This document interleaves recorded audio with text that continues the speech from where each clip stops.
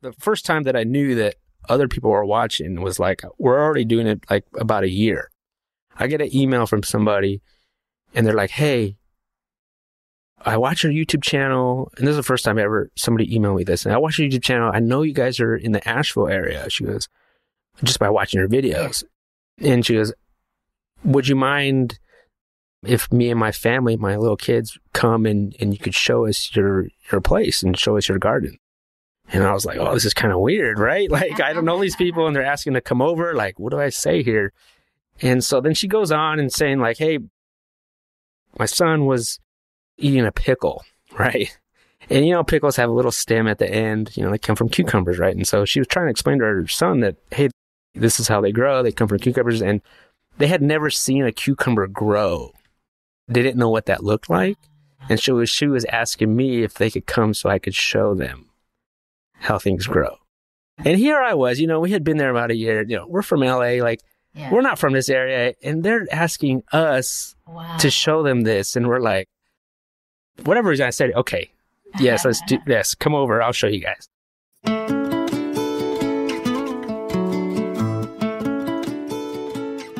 From the Weston A. Price Foundation, welcome to the Wise Traditions podcast for wise traditions in food, farming, and the healing arts.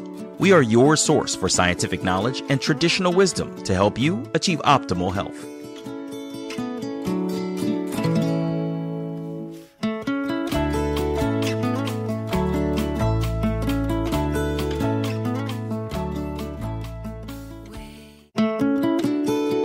Hey, Hilda here. What if being on a farm, growing your own produce, and raising livestock is healthier than running marathons?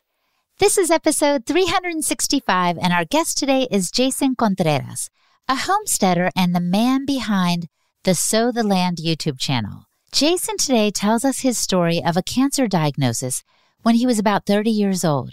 It was the last thing he expected since he used to run marathons. He talks about the pivot he and his family made to turn around not just his health, but his entire lifestyle.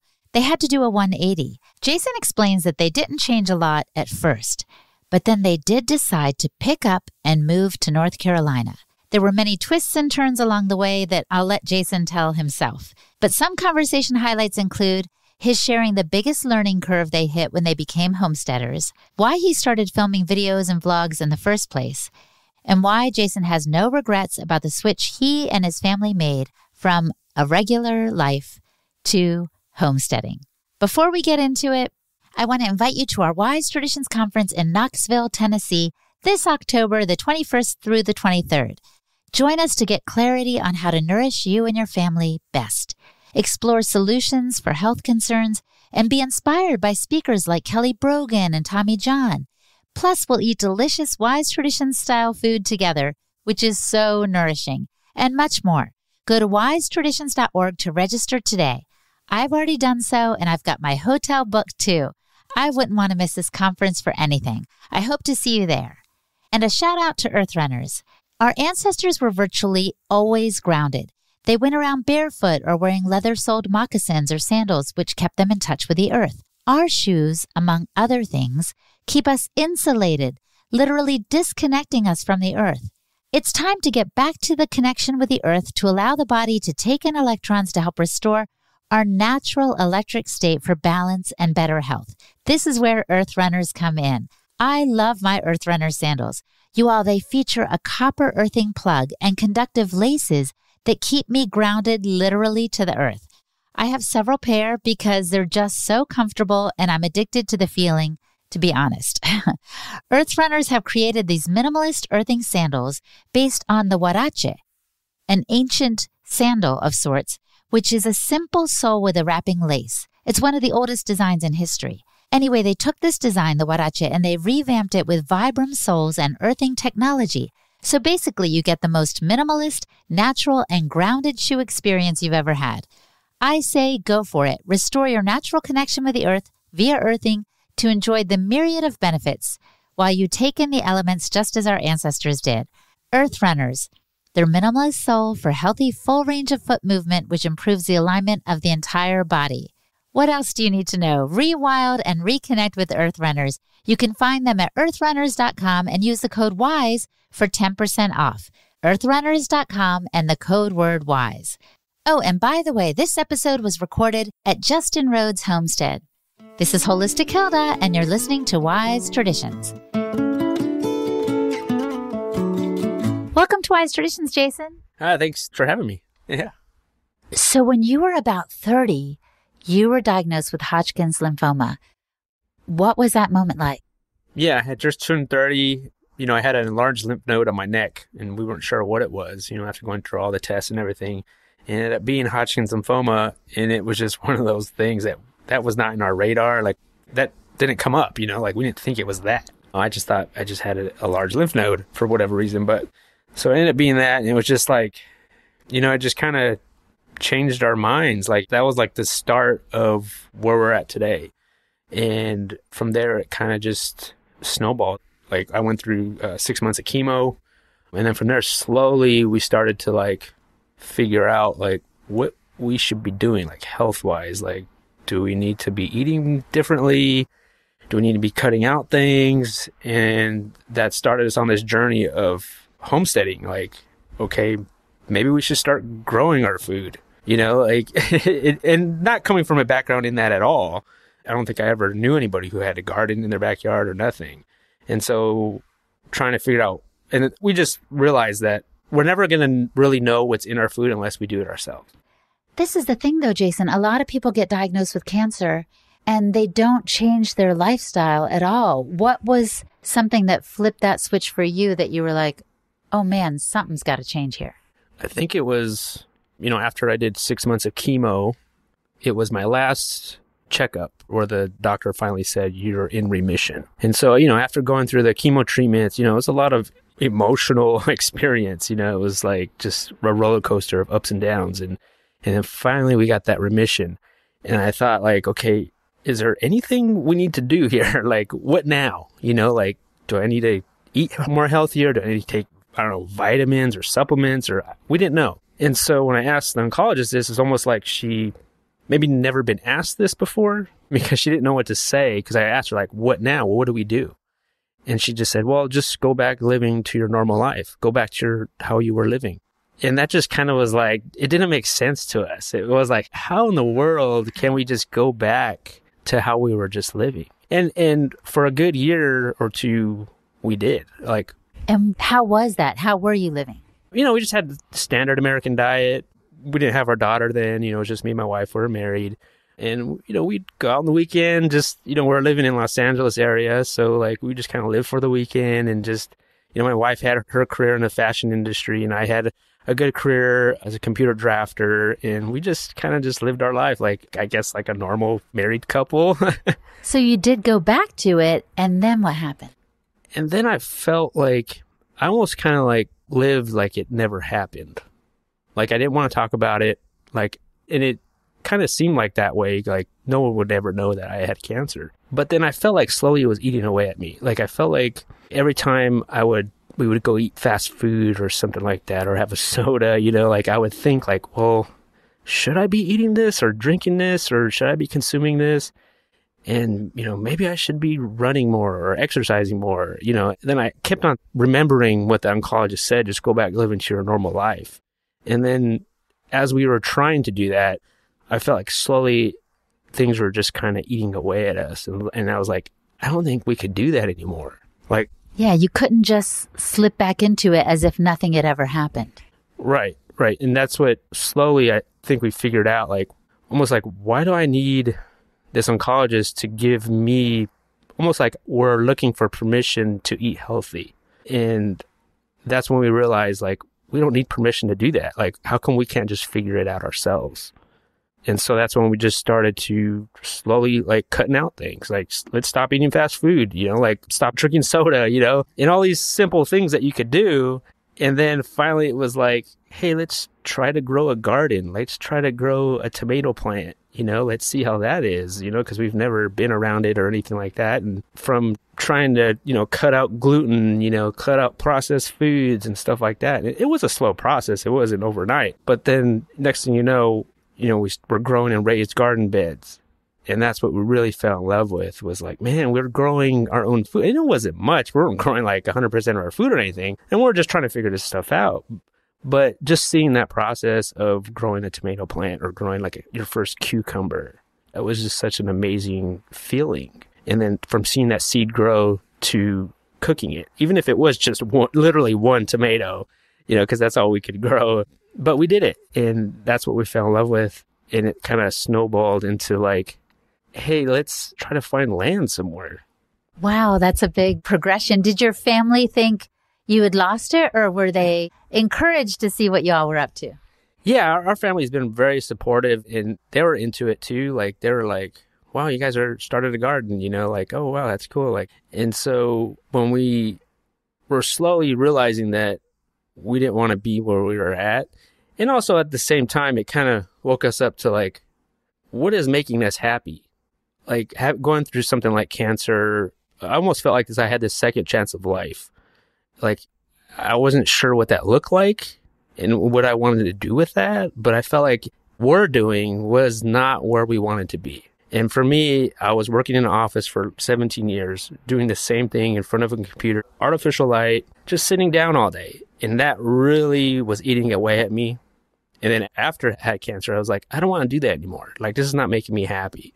And I felt like it was really messing with my health also. And so with a combination of that and then wanting to grow our own food is when we started to, hey, maybe we should go find some land somewhere and figure that out. Because wouldn't it be cool to like, hey, maybe we could raise chickens and grow our own meat.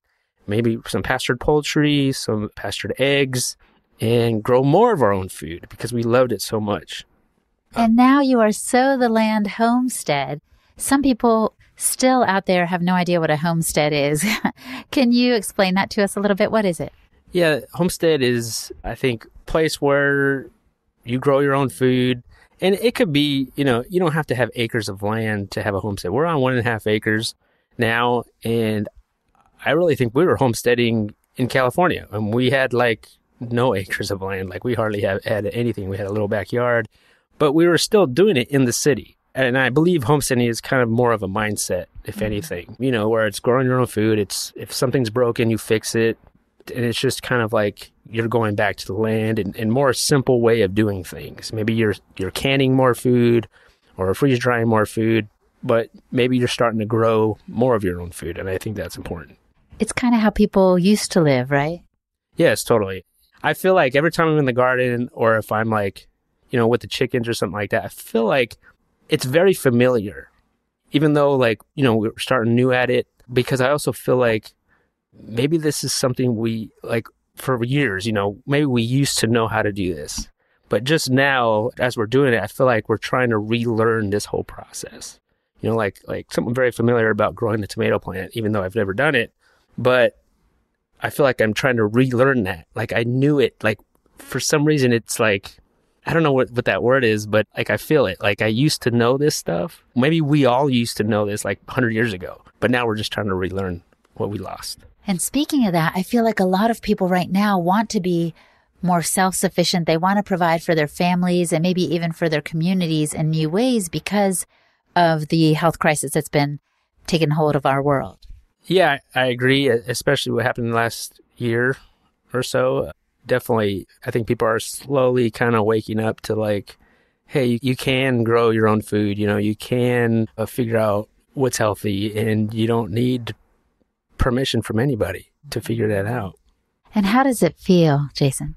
I mean, it feels freeing to grow your own food and to, work for yourself and do things yourself, because it's like, I don't necessarily need somebody else to show me how to do it. Like, I can just we're literally like figuring this out as we go. Like, we're not saying we know all the answers, but we're just like doing it. And then as we're doing it, we're learning things, and it's all trial by error. But because of that, it's still freeing for us to do it.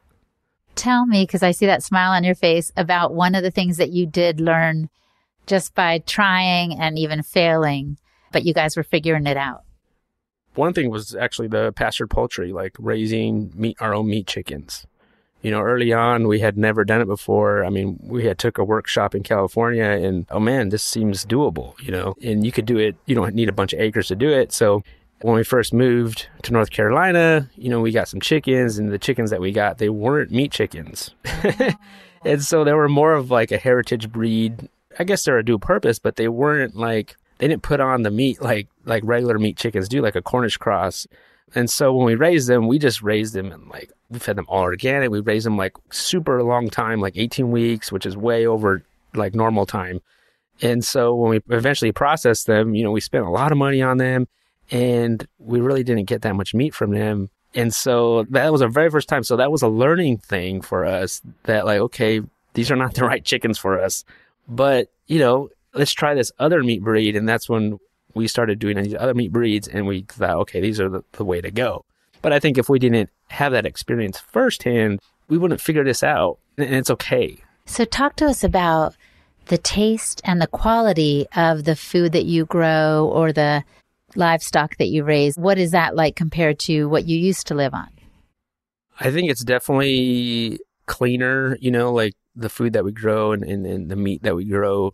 It's one of those things like once you grow it, you just can't go back to, you can't go back to eating regular chicken at a grocery store. You can't go back to eating a cucumber at a grocery store or anything. And I think it just tastes fresher. Like it tastes fresher. It tastes, I guess, like for me, like, I don't know, more flavorful. And also not just the taste aspect of it. I think just knowing that like I can look out my kitchen window and see where that chicken was raised. I could see where that garden is and where we just picked those vegetables and that now that we're eating at our dinner table with the family. Like just that process is more worth it than anything. So most of our listeners, I think, live in cities or suburban areas, and they don't know quite that feeling of looking out the window and seeing where their chicken was raised. What do you think is a way to get closer to that experience? I think trying to look for local farms, support local farmers in your area, go to a farmer's market and hang out at a farmer's market. And that's one way how we started when we moved out to North Carolina was we really didn't know anybody. We really didn't know like what did people grow out here. We didn't know like how the weather was. So like we hung out at a farmer's market and we get to know the local farmers and we got to meet them and go over their farms and see what they're doing. And they're growing meat, they're selling vegetables. And I think if you're in the city, that's one way of doing it is just trying to find the local people that are doing it and get to know them. And, I think when you could do that, that's probably the closest way you can do it without you personally raising these things. But sometimes these farmers market stands will have signs that say local, but they don't have the right labels, organic, non-GMO. How do we know we're getting the real deal? I think they have to be open for you to visiting the farm.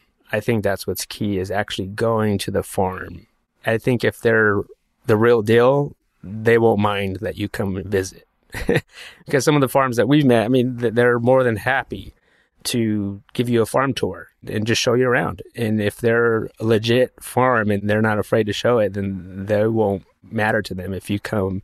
And they would want you to come to visit their farm and show you around. And part of what I've heard too, just interviewing other farmers, is they say kind of the labels are sometimes overrated. In other words, there's something that the government might slap on a product, but that doesn't even mean it's at the most clean or natural standard that we would like.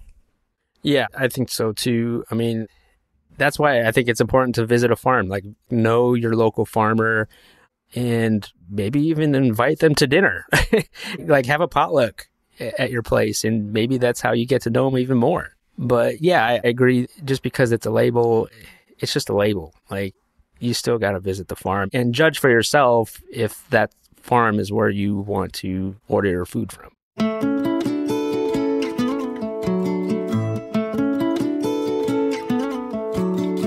Coming up, Jason describes his family's life and what it looked like when they started over in North Carolina. Plus, he talks about improvements to his health since they started homesteading. You're listening to the Wise Traditions podcast from the Weston A. Price Foundation. We pause now to recognize our sponsors. Serenity Farm Bread, a crust above the rest. Serenity Farm Bread is made with quality organic ingredients, and it is properly prepared with no substitutions or GMOs. The bread is hand-shaped, true sourdough, baked in a wood-fired brick oven and shipped to your home. Serenity offers breads, cookies, and focaccia. The products are flavorful and chewy, and like I said, a crust above the rest. Our family recently fell in love with their garlic focaccia and their spelt sourdough loaves. I cannot begin to describe to you how tasty these things are. So delicious. And they're prepared according to ancient traditions. Sourdough, as you may know, is a process of fermentation using naturally occurring microbes. Serenity Farm bread follows those traditions using wild yeast and lactobacillus bacteria as the culture to ferment the grains, wheat, rye, and spelt. And during the process, which takes many hours, the grains are broken down. Complex carbs become more digestible, simple sugars. Proteins become amino acids. Gluten is neutralized into a more digestible form. Basically, everyone can benefit from this alternative to commercially produced yeasted breads and sourdoughs.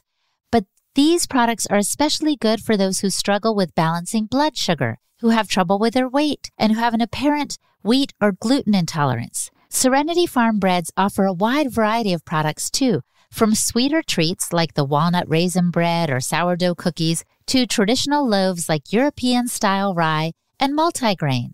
So run, don't walk to serenityfarmbread.com to place an order today and use the code WISETRADITIONS10 for 10% off. Again, that's serenityfarmbread.com and the code WISETRADITIONS10. An optimal carnivore. Organ meats are some of the most nutritious foods on the planet, but they can be intimidating to prepare and hard to source. Optimal Carnivore makes it easy to get started. They take 100% grass-fed organ meats from New Zealand, freeze-dry the organs, and encapsulate them into convenient bovine gelatin capsules. They chose New Zealand because it is one of the cleanest environments on Earth, and the animals are 100% grass-fed and grass-finished, and free of hormones, pesticides, antibiotics, and GMOs.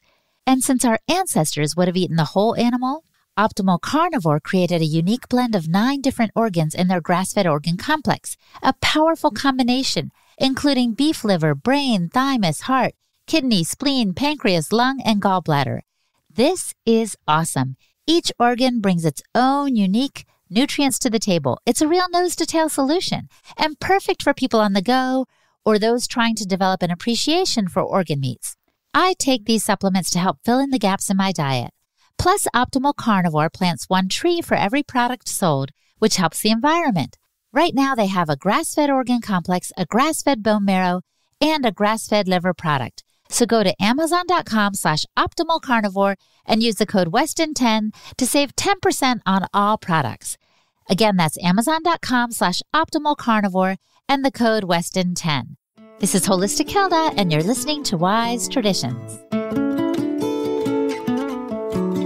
So you said you ended up with just an acre and a half or so. Once you guys got the land, what did you all do next? We were still in California, Los Angeles area. I had flown down by myself, and my wife, she didn't go with me to look for land. She trusted me enough to go and find it. And we knew that this is the area that we wanted to be in because we just felt this sense of community, even though we knew nobody here. And so once I came by myself, I found the land and bought it. We waited about 6 months. We had sold our house. We had sold mostly everything. And me and my wife and 4-year-old, we moved. And then when we got there, it was like this, oh my gosh, what have we done moment? Because even though our family was supportive, they just, I think a little bit, they didn't really understand why we wanted to move out here. And so we had no job either. I had no job. We had nothing. We had a good savings from our house that we sold, and that's how we started. And so at first, I said, we're not going to do nothing the first year. We're just going to see how the land is. We're going to see how the weather is. I'm going to try to find a job. And, when you get that first homestead in the land, you're excited, man. You want to do something. We came here to grow food. We didn't came here to just sit around and wait a year. So what we did, I rented a tiller and we started tilling up our garden spot. And it was a small garden the first year, but it was a garden and it was our garden. And that's where we started. We started with our garden and we bought 6 egg-laying chickens. And then we just started from there.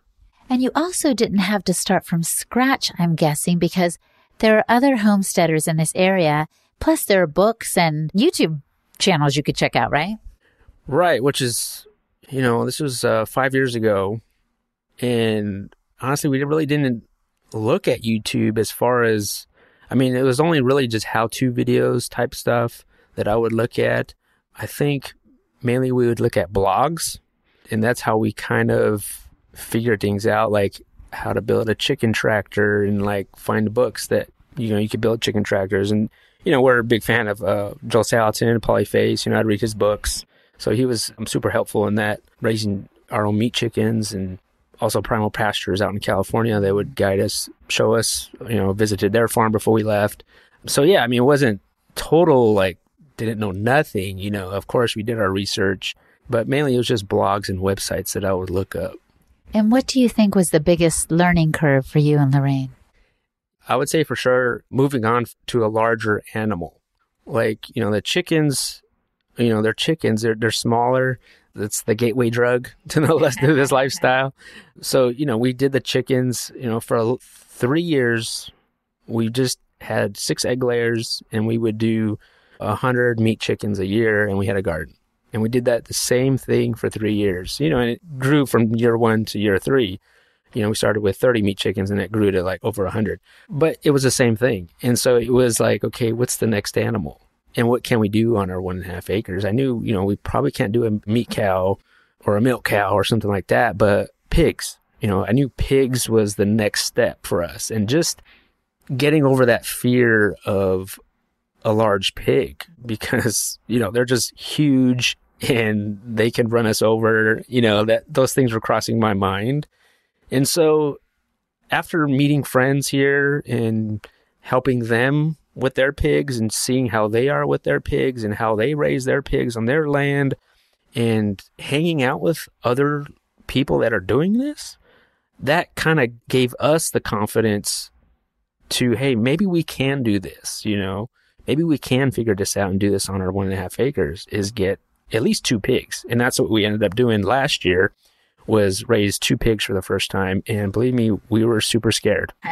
But you know what? We did it. We got 2 pigs and we raised them, and we raised them for our freezer. And it was an amazing experience. And we did it again this year. And that's what we're doing right now. And so, just getting over that fear of the larger animal was huge for us. And then when did you decide, oh my gosh, we want to document some of this to help other people get started as well?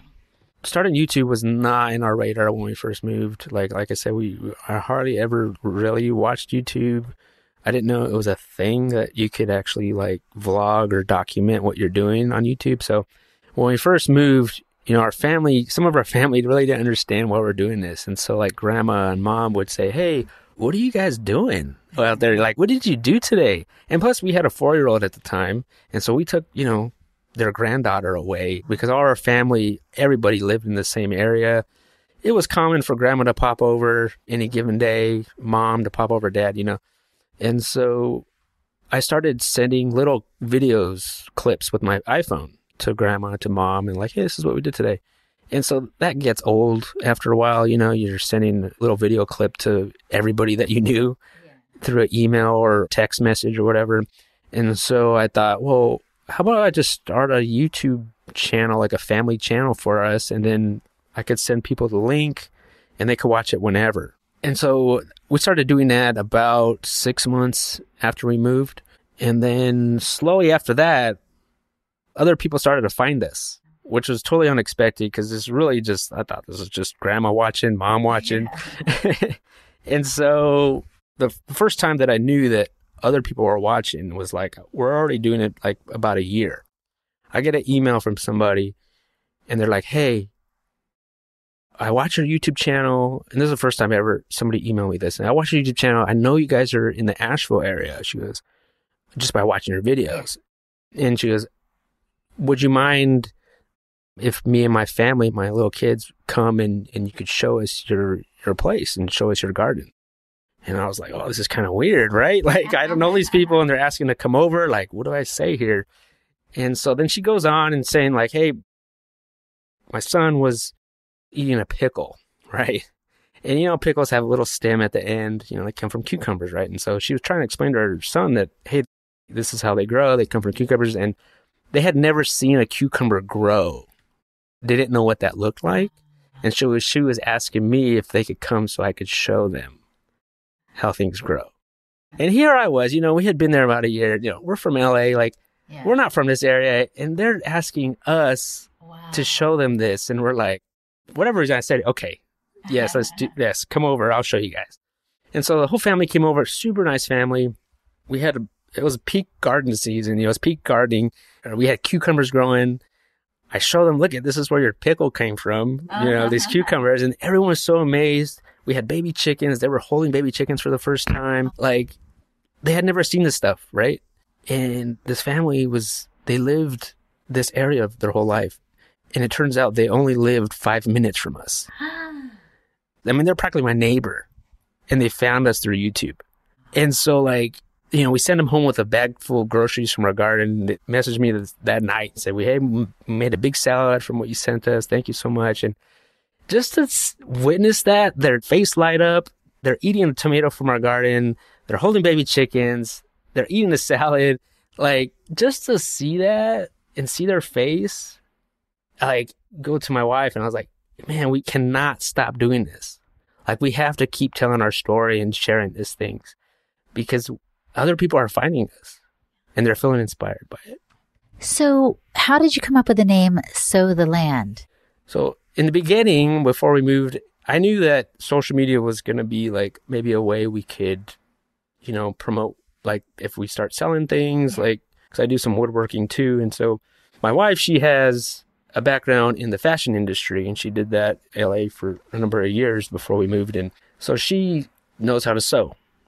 And so at first we're called Sow the Land, S-E-W, because we thought it was kind of like a play on words because we wanted to heal the land, and then she sews, and that might be a thing that we do. Maybe she sews, I don't know. We really didn't know what we were going to do, when we moved. And so that's what our name was in the beginning. And then after maybe about a year or two, we started to get people asking us if we sell clothes and stuff because of our name.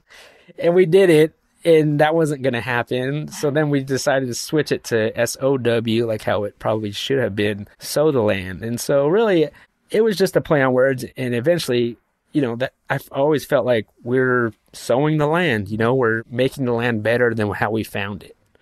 And that's what we're here for, is to sow the land. And what are you reaping? I want to go back to what we started with, talking about your health and your family's health and well-being as well. Have you been reaping better health, and what does that look like now? Yeah, health-wise, I think we're definitely better off than what we were. Before we started, I work in the office, and so I would crave movement. I would just sit down all day. So I would go home and go for a run. I would always go for a run every single day. And I would crave that movement. I'd run marathons before we moved. And so when we moved here, slowly I stopped running. But in a good way, I feel more healthier because I feel like I'm moving my entire body and my brain because I'm figuring things out. We're figuring all this stuff out as we go. We're fixing stuff. We're building things on our homestead. We're feeding animals. I'm moving chicken tractors. We're moving animals. We're doing all these things, even though I'm not running a marathon, but yet it's all the movement that I'm doing. I'm not sitting down besides when I edit, but, I'm not sitting down, 10 hours a day in front of a computer. It's movement. And so between that and then the food that we grow, we've never been healthier. Also, just we're being together as a family. That's important too. That alone, we run a business together and we sit down for a meal together. Our daughter now, she's 10 years old. She's a big part of it too. She knows how to butcher a chicken now. She's been doing it since she was 4, she's with us during workshops. She's teaching other people to do it. We're all working together. And I think just that being happy and healthy it's going hand in hand for us. Jason, do you ever wonder if the cancer is going to have a resurgence? I do. Before we moved here, when I came out and I bought the property, but we hadn't moved yet. I was having some issues at that same time and the possibility of cancer coming back. And I already had got the property though, right? this was going to be our dream, right? Like, we're going to go out to North Carolina, but like, there was this possibility that my cancer would come back. It was back. And when we go through all the tests and stuff, and we said, okay, we're going to find a result to this test, and my cancer might be back. I already had the property, but my cancer might be back. So we said, okay, if my cancer's back, we can't go move to this property. Like, it's just not going to happen. And so we went to the doctors to find the result, and it was not back. And we said, okay, that's when we said, okay, let's do this. We kept on getting these green lights of like, yes, go. Yes, go. You know, like someone was pushing us to go. Mm-hmm. And so that was the last green light we had, was I needed to be free of cancer at this moment. And we were. And so then we left. You know, I always thought that was huge for us to make this move because, you know, we had this support system in California. We have our family born and raised in the area, and we have our friends there, and they were a huge support when I did have cancer. But this is our dream, right? Like, we couldn't just sit back and wait for cancer to happen, you know, because what if it doesn't come back? What if the reason why we're out here was because of the cancer? What if cancer was the reason? It was a reason, because without cancer, we would never would know that this whole other life existed. And so I think we cannot be afraid of that. And we just have to continue to move forward and just pray and hope that it doesn't come back. Because what if it doesn't? You got your whole life ahead of you with this new dream and Sow the Land. And I'm so thankful for what you and Lorraine are doing, really. I think it is making a difference for a lot of folks. And so now I want to close with a question I often pose at the end of the podcast. If the listener could just do one thing to improve their health, what would you recommend that they do? Knowing that you're a homesteader, not a health professional necessarily. I would say cook a homemade meal and eat it with your family. I would say that. Whatever that looks like, I would try to find a homemade meal. Like, try to make it yourself, whatever that is, and sit down and eat it together with your family at the end of the day. Well, that does sound healing on a lot of levels. Thank you so much for this conversation, Jason. Yeah, thank you for having me. I had fun. Thank you. My guest today was Jason Contreras. Check out his YouTube channel, Sow the Land. And I'm Hilda Labrada-Gore, the host and producer of this podcast for the Weston A. Price Foundation. You can find me on YouTube too. I have a channel called, of course, Holistic Hilda. And for the transcript for this episode today, visit our website, westonaprice.org, and click on the podcast page. And now for a recent letter to the editor from a Wise Traditions Journal. Remember that you get these quarterly when you become a member for only $30 a year. I just cannot get over that price. Just use the code POD10 and become a member. For $30, you'll support our work of research, education, and activism, and get these journals as a bonus. So here is what Wayne had to say from Ohio. I have been using linen sheets from Life Giving Linens. I find them comfortable in both the summer and the winter. Yes, when they're new, they can make you feel like you are sleeping on straw. But with use and washings, they soften up. The best features are the handling of perspiration and the blocking of radio frequency radiation. It is about impossible to wake up and find the sheets wet or even damp. Regarding radio frequency, the literature that Life Giving Linens puts out explains that the sheets block RF. I had to do my own experiment. Using my RF meter and cell phone, I held the meter while my wife held the cell phone. My wife made a call. When I held the meter above the sheet and free air, the meter had a signal strength in the red zone. But when I put the meter under the flat sheet, the signal strength fell into the green zone.